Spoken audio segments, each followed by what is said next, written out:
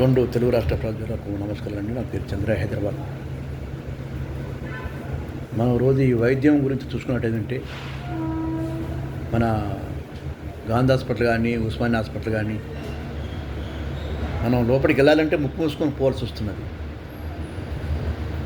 అదే యశోద హాస్పిటల్కి వెళ్ళాలంటే హాయిగా వెళ్ళొచ్చు, లోపలికి అంత తిరగచ్చు. మరి ఎక్కడ పోతుంది పరిశుభ్రత? మరి హాస్పిటళ్ళకి పరిశుభ్రత అంతర్లేదా? దానికి బడ్జెట్ ఇవ్వట్లేదా? అదే ఎక్కడ పోతుంది మరి? ఇప్పుడు చూసినట్టయితే మనం ఈ ప్రైవేటు గవర్నమెంట్ హాస్పిటల్లో చాలా ప్రజలు ఎక్కువ పేదవాళ్ళు వెళ్తారు. వాళ్ళకి ఎంతవరకు వైద్యం అందుతున్నదో ఆలోచన చేయండి. వారికి ఎక్కడెక్కడ సదుపాయాలు ఉన్నాయో ఆలోచన చేయండి. ముఖ్యంగా మన ప్రభుత్వాలు ఆ దృష్టి పెట్టి పేద ప్రజలకు వైద్యం అందేటట్టు చేయండి.